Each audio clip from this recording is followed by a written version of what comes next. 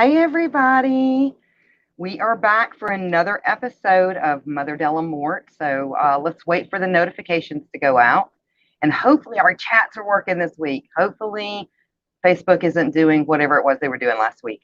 So we're going to give everybody a little bit of time to file in.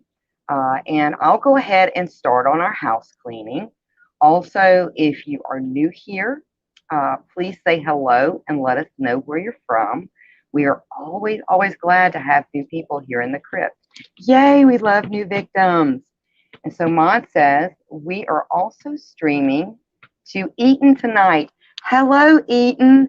And guys, if you haven't gone and joined the Eaton group, you guys need to do it. It's a lot of good stuff in there, a lot of fun.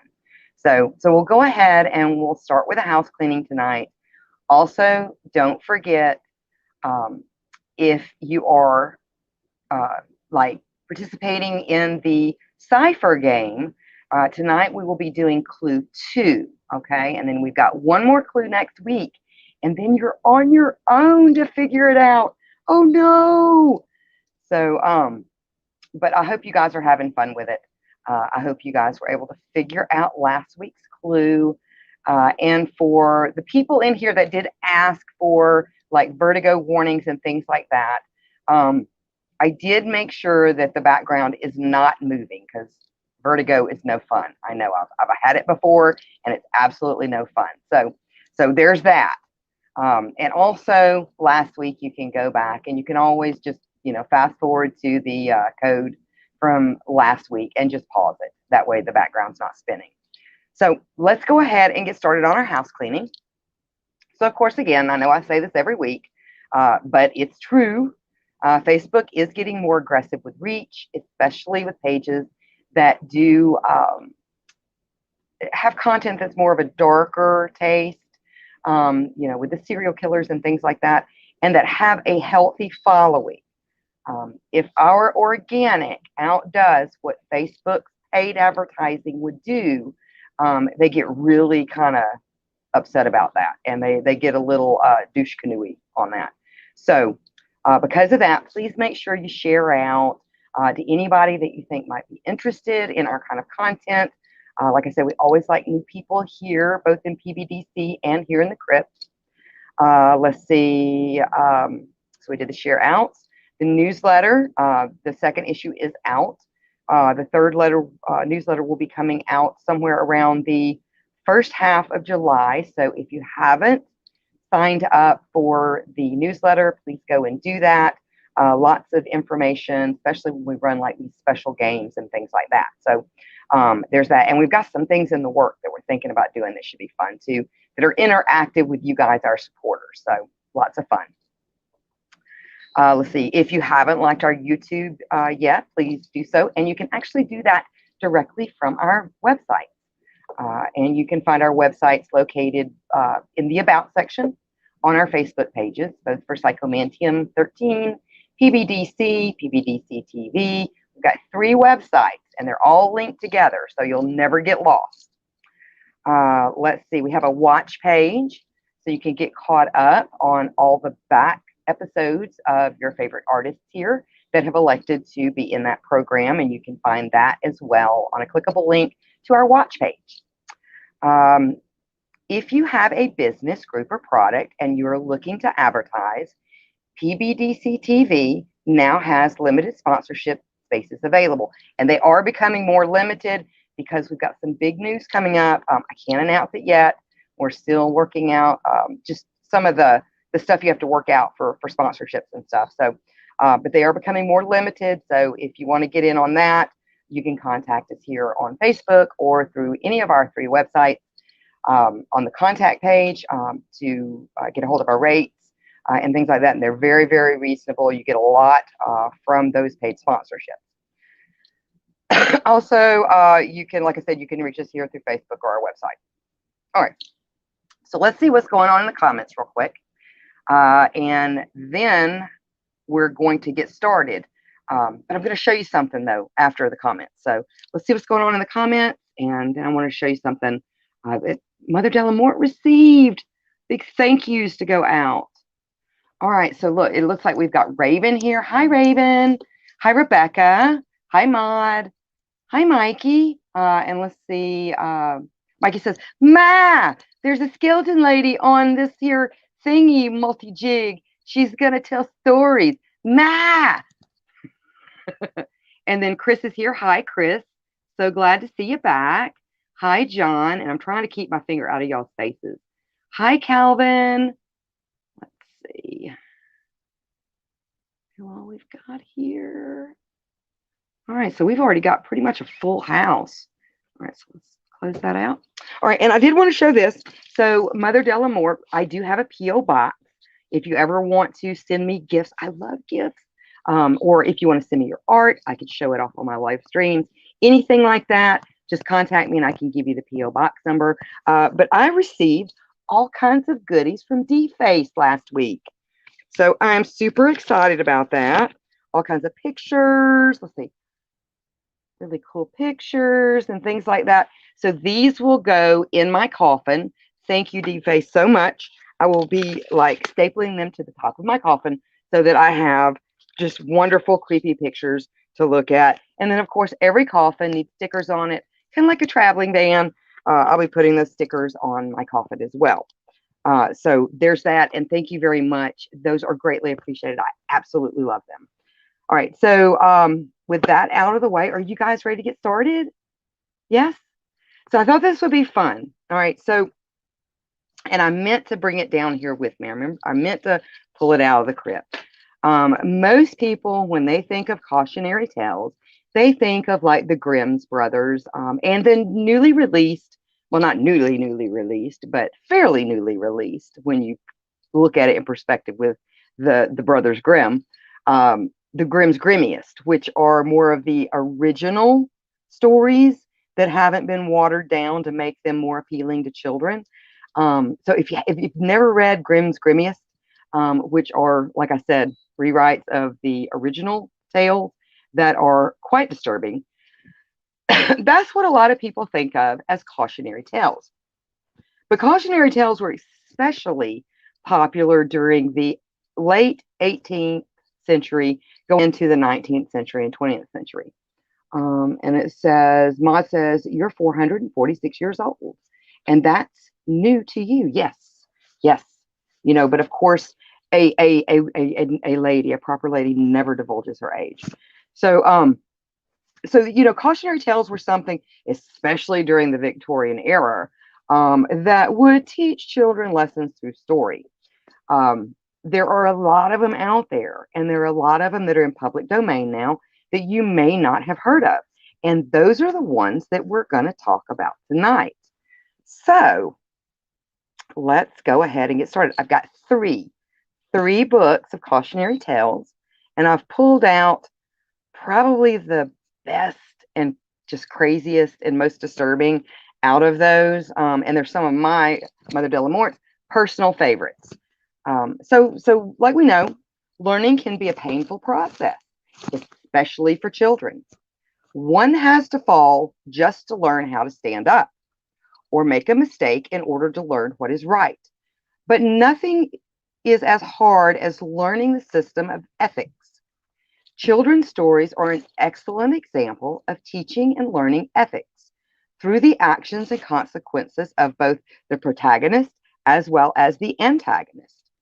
The former is the innocent with a sense of good and evil for which he is rewarded in the end. The latter does everything wrong and is punished. Traditionally, children's cautionary tales are children's books in which the main characters are all children who end up severely punished or dead. And we can run clip one. And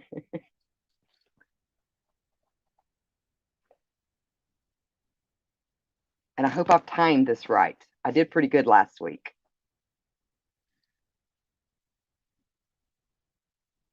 Are we froze? No. Okay. All right.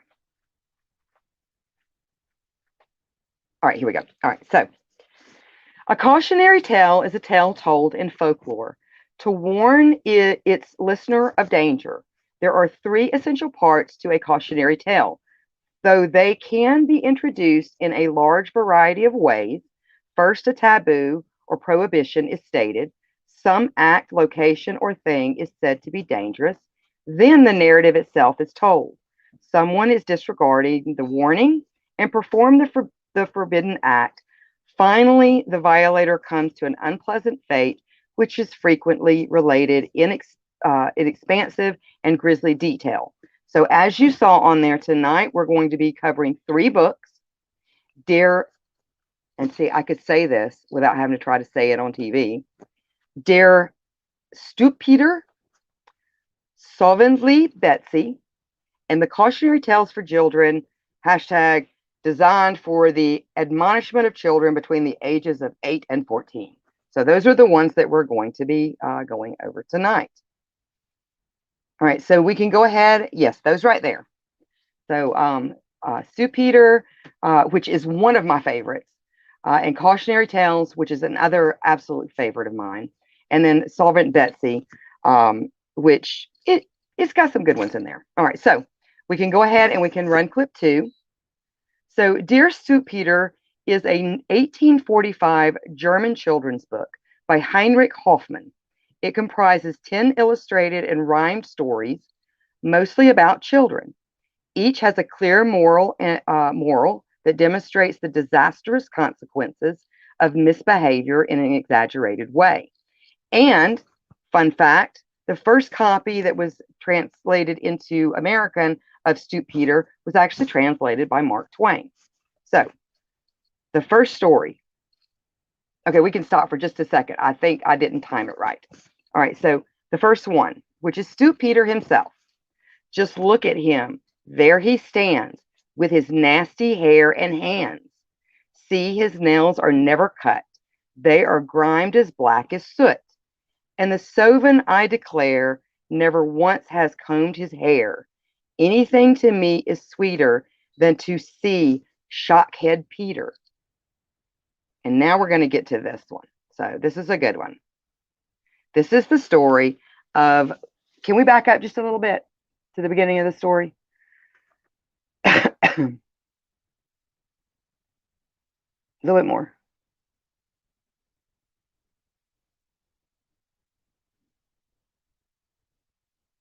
Oh, there we go. That's good. Okay.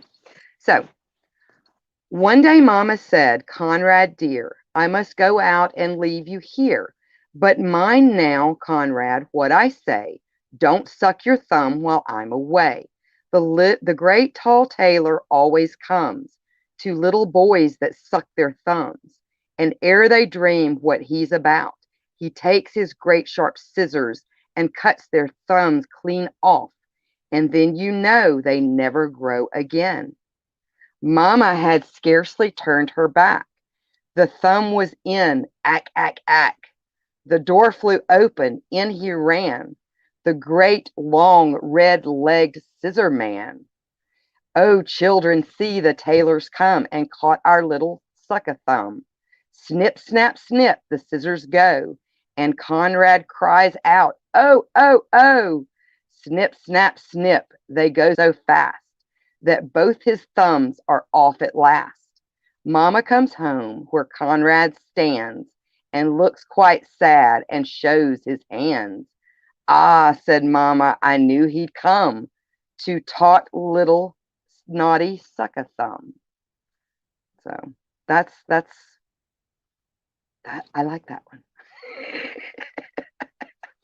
Let's see what's going on in the chats real quick. So Rebecca says, I got my kid getting sick. Sorry, have a good night. Well, thank you for joining us, Rebecca. And then John says, the true thumb cutter. When I was a kid, a German kid up the street had that book. Scared me to death. Yes, it's a really good book. There's a big debate, and there is an author. She's a writer, and I can't think of her name right now, John, but she goes into like a really big debate on, it seems like right now kind of the popular thing is, of course, we want to protect our children, but there is something about frightful stories that can be healthy. They can be healthy in a sense to where they teach a child that sometimes bad things happen. and there can be no explaining it sometimes. And that's something that you need to be, your coping skills need to be prepared for when you get older and become an adult. But fear is a great motivator. It's worked for human cubs since probably the dawn of time. So yeah, the whole like, and I'm sure as parents we've used it, don't make that face, your face will freeze that way. That's kind of where, that kind of line of thing goes. So, and then Mikey says, ooh, another good story. I don't know if it was a cautionary tale, but the story of the girl and the ribbon around her neck. That probably could be more about like keeping your word, because there are usually like morals behind stories like that. But it does make good just for a good campfire story too. And then Liz says, these aren't cautionary tales. They are bad parenting lies for lackey kids. And then Stephen, the kitty cat's here. Yay. Hi, Stephen. He said, I was over at PBDC and there's no feed there. Oh my goodness. I should pay more attention. Well, that may be Facebook. Who knows? Let's see. All right, so we'll get to our next one. And I'll try to keep up. Like, I think I might have had more pictures last time. I don't know. All right, so we can go ahead and roll the next clip. The story of cruel Frederick. This is Frederick. This is Frederick. A naughty, wicked boy was he. Hold on just a second. Okay. He caught the flies, poor little things, then tore off their tiny wings. He killed the birds and broke the chairs and threw the kittens down the stairs. And oh, far worse, worse, he whipped his good and gentle nurse. The trough was full, the faithful Tray, which is a dog, came out to drink one slurry day. He wagged his tail and wet his lips. Then cruel Fred snatched up a whip and whipped poor Tray till he was sore, and kicked and whipped him more and more.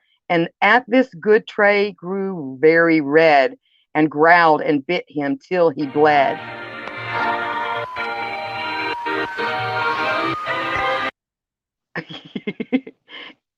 And bit him till he bled. And then you should only have been by to see how Fred did scream and cry. So Frederick had to go to bed. His legs were very sore and red. The doctor came and shook his head and made a very great to-do and gave him bitter psychs too, which are medications. But good dog Tray is happy now. He has no time to say bow wow. He sits himself in Frederick's chair and laughs to see the nice things there. The soupy swallows sup by sup and eats the pies and puddings up.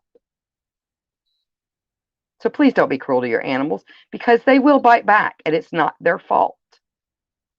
So, all right. So this may wind up being a little bit shorter feed than I thought. So we're going to go ahead and we are going to go for a commercial break, if that's okay with the man behind the curtain. And then we will get started on our next cipher. And of course, I'll give you a minute to get a pen and paper.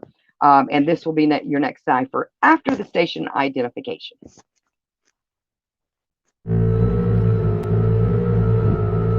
This is Mr. Applewhite speaking. Do not attempt to adjust your device. There is nothing wrong with it. I am here to deliver a message. Join Psycho Bunny Death Cult in our anti-censorship campaign. Free your mind. Free your head.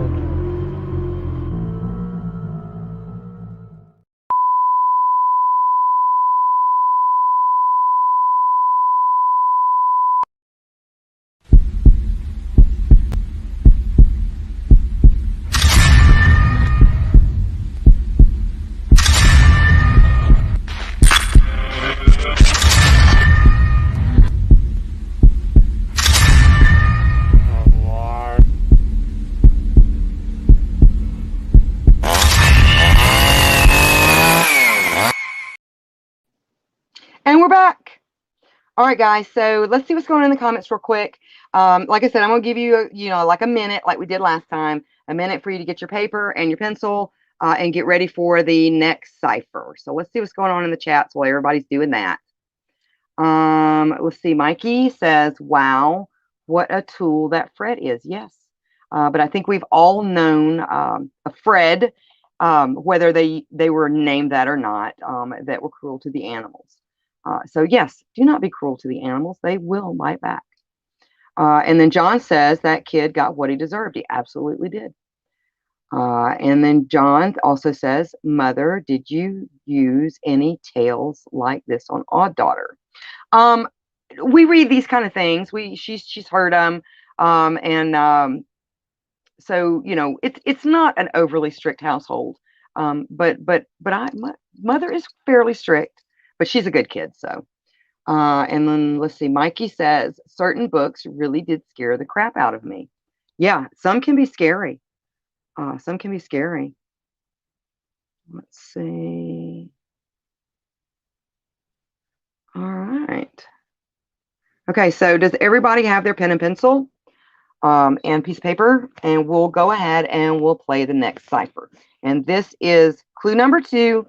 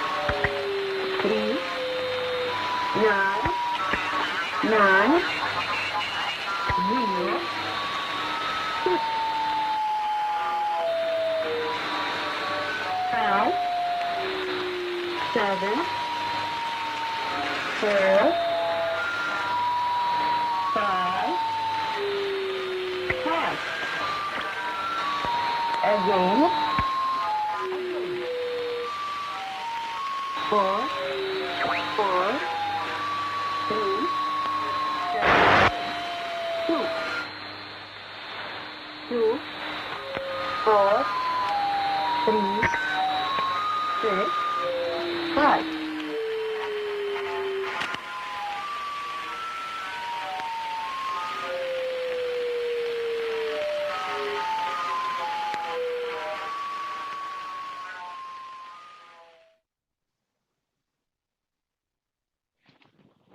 All right, so may Lady Luck be in your favor. And like I said, one more clue next week will get you where you need to be down the rabbit hole. Okay, you're still traveling down the rabbit hole right now, but next week's clue will get you where you need to be. And then you're on your own to follow any instructions.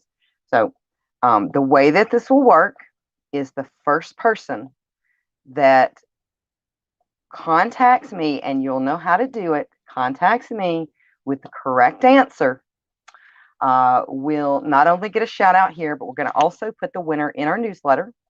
And also, you might receive a little something from me. So lots of fun stuff. And then what we're thinking about doing, I don't know what we're going to do for the month of July, August. We may have one of our other content artists come up with their own cipher for you guys. And of course, if there's a cipher key, it will be in our next newsletter. So make sure you sign up for that. It's going to be a lot of fun. And then we've got some other interactive things that we're thinking about doing that I think that you guys will enjoy, especially here in the summer when everybody's getting out and doing things and stuff like that. So let's see what's going on in the comments. And then I'm going to get to Solvin' Betsy. So that's the next book in the series of 3 books that I pulled some stories from. And John, it's not be sure to drink your Ovaltine. Believe you me, we did play around with that, but no, it is not be sure to drink your Ovaltine. Number 9, number 9, number 9. See, I know that. Leave me on, dead man.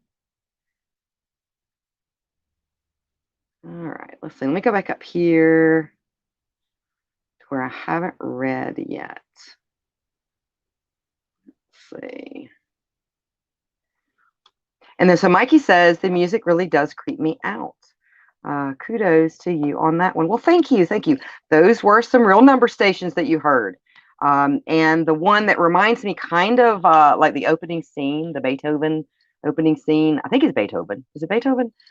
For Clockwork Orange is kind of what that music kind of reminded me of. So let's see what else we got going on here. Epstein didn't kill himself. Well, this is true too. This is true too. Even the vegetable soup says so. And then Mike says maybe it's a clue to the zodiac. I don't know. Uh-oh. There we go. Let's see. And John says, I want to talk to you about your car's extended warranty. No, I would not pull that on you guys, even though I have said that if I see any of y'all broke down on the side of the road, I'm leaving your ass there because you had plenty of time to purchase a warranty for your car. And then Mike says, it's a map to Sesame Street. Yay! Phenomena. Do, do, do, do, do. Phenomena. Now that's in your head. All right. So let's get on to our next one. So Solvin' Betsy was also written by Heinrich Hoffmann. As a German psychiatrist and doctor, he had written poetry and sketches for his son and was persuaded to have a collection of these printed. These were printed between 1809 and 1894. The stories were not perceived as cruel or overly moral or overly immoral. Overly moral by Hoffmann's contemporaries. This American version contains a few of the stories from the original German Stutpeter as well, because he was the writer of that too. This is a turn-of-the-century Americanization of the famous mortality tales of Dr. Heinrich Hoffmann, and it is sure to please the darker side of any older girl or boy. For not for the faint of heart, these tales, though classics, are the stern stuff of a Victorian era in which today's light can be quite entertaining. So we can go ahead and we can run the next clip. And this is the dreadful story of Pauline and the Matches. Mama and Nurse went out one day and left Pauline all alone at play. Around the room she gaily sprang, clapped her hands, danced and sang. Now on the table close at hand a box of matches chanced to stand, and kind Mama and Nurse had told her that if she touches them they would scold her. But Pauline said, "Oh, what a pity, for when they burn it is so pretty." So she may have been a bit of a pyro. They crackle so, and spit and flame, and Mama often burns the same. I'll only light a match or two, as I have often seen my mother do. When Mince and Moz, the cats, heard this, they said, "Oh, naughty, naughty miss. Meow," they cried, "meow, meow. You'll burn to death if you do. So Mama forbids it, don't you know?" But Pauline would not take advice. She lit the match. It was so nice. It crackled so, it burnt so clear, exactly like the picture here. She jumped for joy and ran about, and was too pleased to put it out. When Mince and Moz, the cats, saw this, they said, "Oh, naughty, naughty miss," and raised their paws and stretched their claws. "'Tis very, very wrong, you know. Meow, meow, meow. You will be burnt if you do so. Mama forbids it, don't you know?" Now see, oh see, a dreadful thing. The fire has caught her apron string. Her apron burns, her arms, her hair. She burns all over. Then how the pussy cats did mew. What else, poor pussy cats, could they do? They screamed for help, 'twas all in vain. So then they said, "We'll scream again. Make haste, meow, meow. She'll burn to death, we told her so." Pauline was burnt with all her clothes, her arms and hands and eyes and nose, till she had nothing more to lose, except her little scarlet shoes.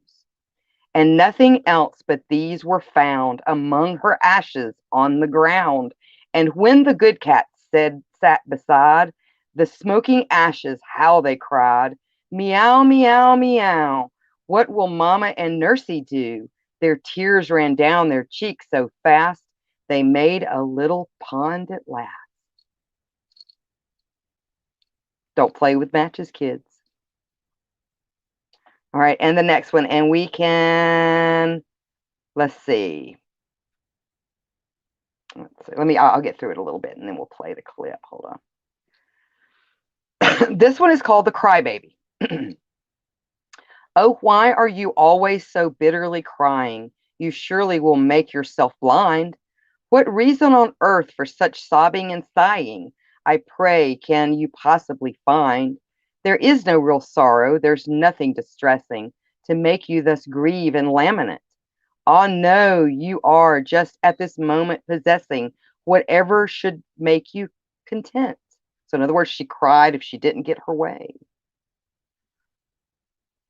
"Now do, my dear daughter, give over this weeping."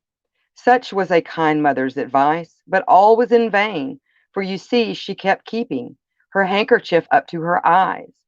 But now she removes it, and oh, she discloses a countess full of dismay, for she certainly feels, or at least she supposes, her eyesight is going away.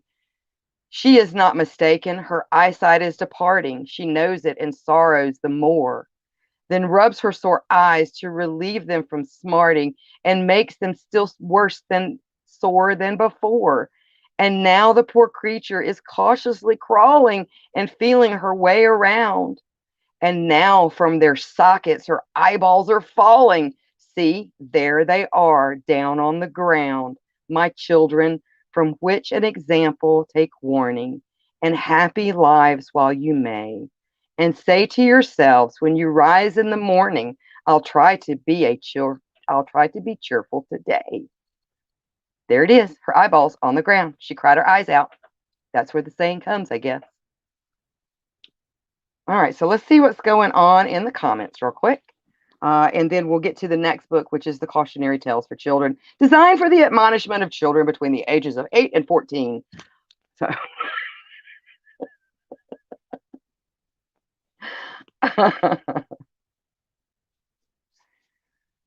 Let's see. Playing with matches is so dangerous. I can see scarring kids in this case. Yes. And actually, I remember when I was in first or second grade, there was a girl in our classroom that like school hadn't started. It was still fall, and she caught on fire, doing something, not being careful, and was in the hospital for most of the year and had to get skin grafts and stuff. So yeah, it's I would rather my daughter or my son be a little scarred from a tail than to be actually scarred from a burn. Yes, and Liz says, can Stephen P. Kitty Cat, can we get a meow translation? And then Maud says, Mama always said matches are like a box of chocolate. You never know which house you'll burn down. Yes, Stephen P. Kitty Cat, listen to the freaking cats. They know. And then Mikey said, I was a pyro till it almost burnt down the apartment. I imagine that had to be scary. The cat looked like it's flipping her off. It does. I didn't even think about that. Then Mikey says, never play with matches. He knows. Let's see. And then John agrees, playing with matches, that he thinks it's okay to scare a kid to keep him from doing that. And Liz says, what the hell? I'm telling you, some of these are crazy. I mean, there's a lot more in these books. And like I said, you can get them. They're free Google reads, or you can go to Project Gutenberg. And they're all like ebooks. They're in the public domain. So there's some ones, but I'm going to tell you, they are old school, like really, really, really old school. So if you're easily offended by certain things, these may not be books for you, because they do have certain stories in there that are not considered appropriate these days. But it is history. And as an armchair historian, and I know you guys enjoy history, especially creepy history and things like that. You have to take it in context. It was a time in history, and it shows what we have learned. So if you try to hide that kind of stuff, you're more apt to repeat that kind of stuff. All history is important. That's what I'm trying to get to. Stop, drop, and roll. That's what the interpretation was. All right. Hi, Otis. It's okay. You can always do hashtag replay, and we've got 2 more. So you are not late. And Liz said, did she cry her eyes out? Yes, she cried her eyes out. Didn't you see them on the ground in a puddle of tears? She literally cried her eyes out of her sockets. So don't be crybabies, people, if you don't get your way. All right. So Cautionary Tales, the book Cautionary Tales. So let me close out these comments real quick. Cautionary Tales for Children, designed for the admonishment of children between the ages of 8 and 14, is a 1907 children's book written by Hilaire Belloc. It is a parody of the cautionary tales that were popular during the 19th century. Illustrated by Belloc's friend from Oxford, Basil Temple Blackwood. It is in similar style to the Bad Children's Book of Beasts, which I could not find, but I'm sure it's out there, which had brought Belloc public acclaim and commercial success a decade earlier. The book contains an introduction and 11 tales, all written in rhyme and couplets. All right, so the first one we're going to start, and man behind the curtain, if you want to do it like we did that last one, give me just a minute to get into the story, and then you can start it. All right, this one is titled Jim. There was a boy whose name was Jim. His friends were very good to him. They gave him tea and cakes and jam, and slices of delicious ham, and chocolate with pink insides, and little tricycles to ride. I was thinking they were thinking about cakes. And read him stories through and through, and even took him to the zoo. But there it was, the dreadful fate befell him, which I now relate. You know, at least you ought to know, for I have often told you so, that children never are allowed to leave their nurses in a crowd. Now, this was Jim's special forte. He ran away when he was able, and on this audacious day, he slipped his hand and ran away. He hadn't gone a yard when, bang, and we can go ahead and start it now. Bang, with open jaws, a lion sprang and hungrily began to eat the boy, beginning at his feet. And now just imagine how it feels when first your toes and then your heels, then by graduating degrees, your shins and ankles and calves and knees are slowly eaten bit by bit. No wonder Jim detested it. No wonder that he shouted, "Hey!" The honest keeper heard his cry. Though very fat, he almost ran to help this little gentleman. Hello? Uh-oh. Hey. We just had a power outage. Oh no, are we not going live? Give me a second, guys. I'm sorry. Okay. Can you hear me? Yeah, I can hear you. Everything just went out. I'll turn everything back on here in a second. Okay. Sorry, guys. It's okay.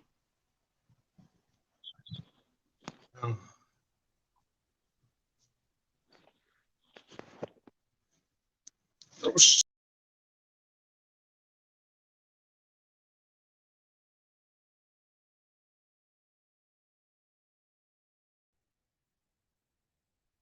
Are we still live? Hello? Hello? Is there anybody out there? Can you guys hear me? Let me know We're still if you live. can hear me. We're still live. Sorry, Natalie. I'm so mother. That's okay. Okay, so California Black Count. I can still hear you. So we're still live, Frank? Okay. All right. So I'm just gonna have to read. I'm gonna start over again because I don't know where I lost you guys. And it looks like right now with their power outage, we can't do the rest of the videos, but at least we got through the Cypher. So we'll go back through Jim real quick. And that should close us out at about the right time. So, because I think we were going to finish a little early. So, we're rewinding. Jim is the name of this one. There was a boy whose name was Jim. His friends were very good to him. They gave him tea and cakes and jam and slices of ham and chocolate with pink insides and a little tricycle to ride and read him stories, through and through, and even took him to the zoo. But there it was, the dreadful fate befell him, which I now relate. You know, at least you ought to know, for I have often told you so, that children never be allowed to leave their nurses in a crowd. Now, this was Jim's special forte. He ran away when he was able, and on this audacious day, he slipped his hand and ran away. He hadn't gone a yard when, bang, with open jaws, a lion sprang and hungrily began to eat the boy, beginning at his feet. Now, just imagine how it feels when first your toes and then your heels, and then by graduating degrees, your shins and ankles, calves and knees are slowly eaten bit by bit. No wonder Jim detested it. No wonder that he shouted, "Hey!" The honest keeper heard his cry. Though very fat, he almost ran to help the little gentleman. "Pronto!" he ordered as he came, for Ponto was the lion's name. "Ponto!" he cried with an angry frown. "Let go, sir! Down, sir! Put it down!" The lion had made a sudden stop. He let the dainty morsel drop and slunk reluctantly into his cage, snarling with disappointing rage. But when the man bent over Jim, the honest keeper's eyes were dim. The lion having reached his head, the miserable boy was dead. So don't run away from your parents, kids. Not in a crowd. You could get eaten by a lion all the way up to your head. The end.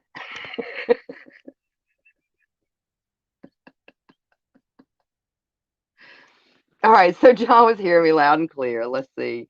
I notice how cats take on a sinister role in all of these stories. They do. They do. Let's see. Hold on just a second. They made a movie of this one. It was called Grizzly Man. They recast the lion as a bear. Really? Or is Kitty Cat just messing with Odd Mamas? Yes, it was California Blackout. Cats again. Steve Gutenberg. It's out of Germany. It's called the Gutenberg Project. Gutenberg Project. All right. So our last one is called Rebecca. A trick that everyone abhors. A little girl is slamming doors. A wealthy banker's little daughter who lived in Palace Green, Bayswater. By name Rebecca Offendort was given to this furious sport. She would deliberately go and slam the door like Billy Ho to make her Uncle Jacob start. She was not really bad at heart, only rather rude and wild. She was an aggressive child. It had happened that a marble bust of Abraham was standing just above the door this little lamb had carefully prepared to slam, and down it came. It knocked her flat. It laid her out. She looked like that.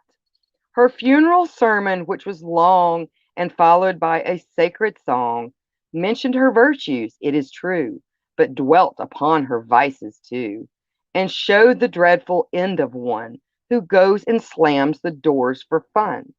The children who were brought to hear the awful tale from far and near were much impressed, and idly swore they never more would slam the door as often as they had before. All right. So that actually, that's it. That's really the end.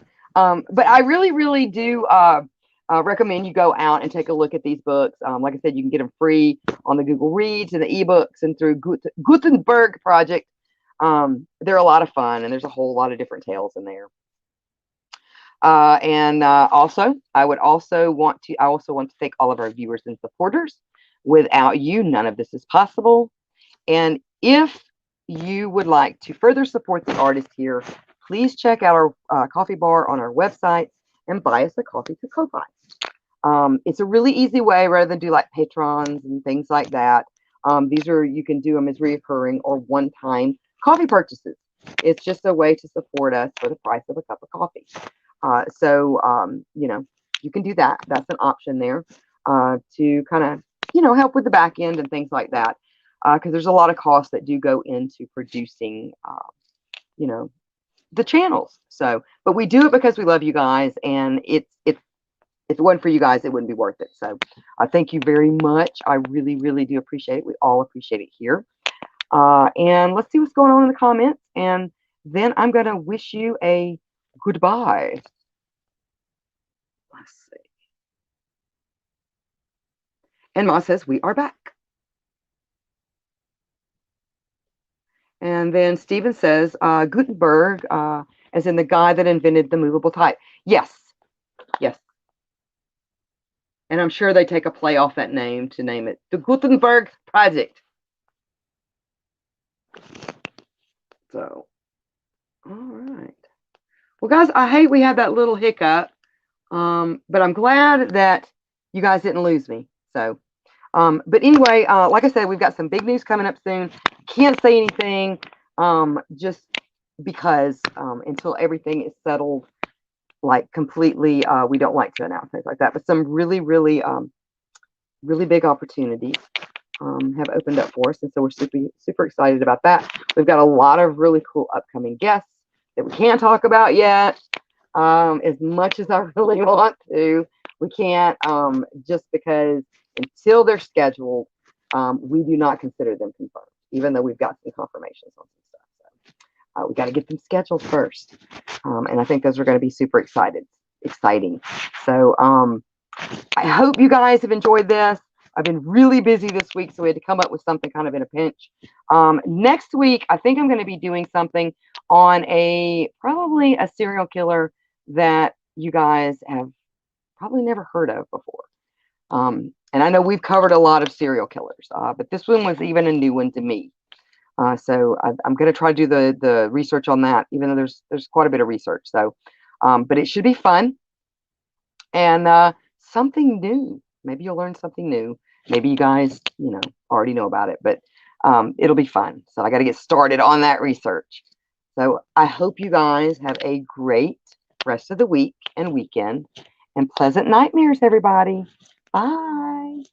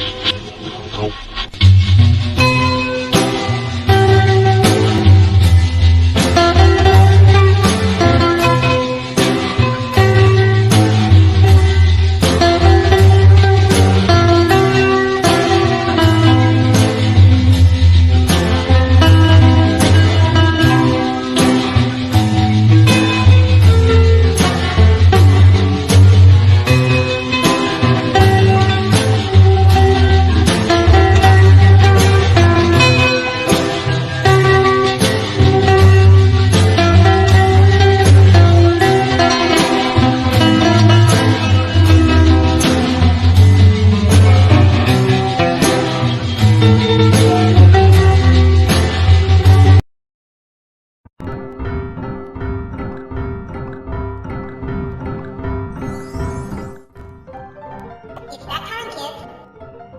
Hold on to your heads. Join Psychomantium 13. Each week for thrills, chills, and a horrific good time. Don't lose your heads.